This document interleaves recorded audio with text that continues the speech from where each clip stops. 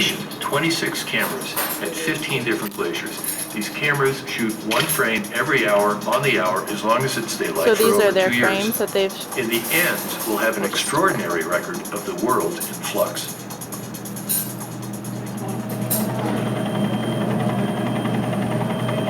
That landscape is gone. It may never be seen again in the history of civilization, and it's stored right here.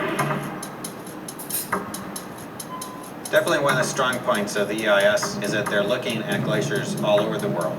And that means that you're not looking at an isolated phenomena, you're looking at something that's global in its pattern.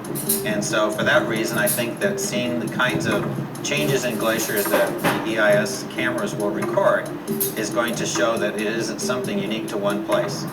I think we're living in an incredibly decisive moment of historic geologic time. And I think it's an amazing opportunity to see epic things happening right in front of our eyes. These cameras will record that for us.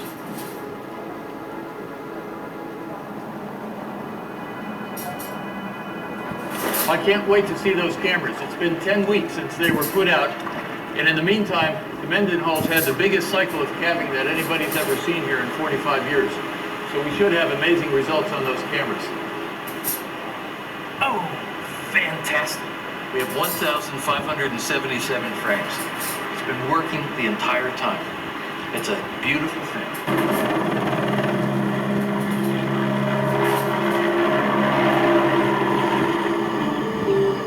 This is it, ground zero.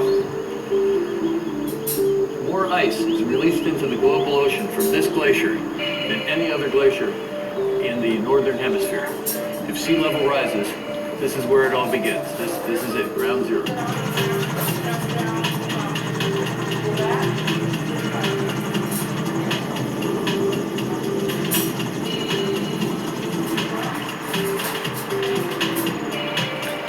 It's only June to October?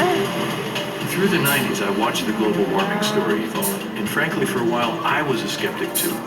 Eventually, I became convinced that global warming is very real, and it's the biggest environmental story of our time.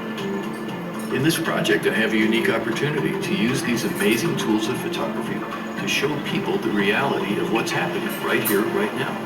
The day will come when these landscapes have disappeared. And the only way the memory will be preserved is through these pictures.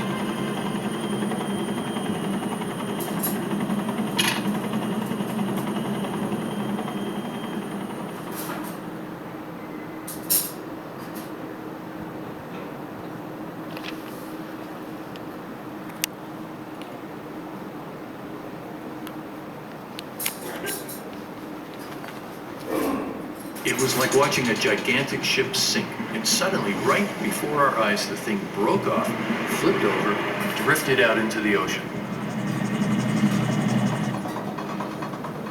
Rock! So everything we're trying is getting thwarted. All about the electronics not wanting to work. Oh, happy day! It's all there.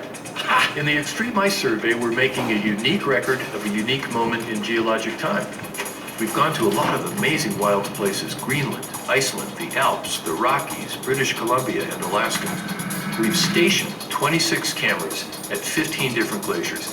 These cameras shoot one frame every hour on the hour as long as it's daylight for over 2 years. In the end, we'll have an extraordinary record of the world in flux.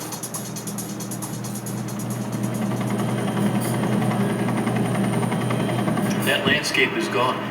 It may never be seen again in the history of civilization, and it's stored right here. Definitely one of the strong points of the EIS is that they're looking at glaciers all over the world.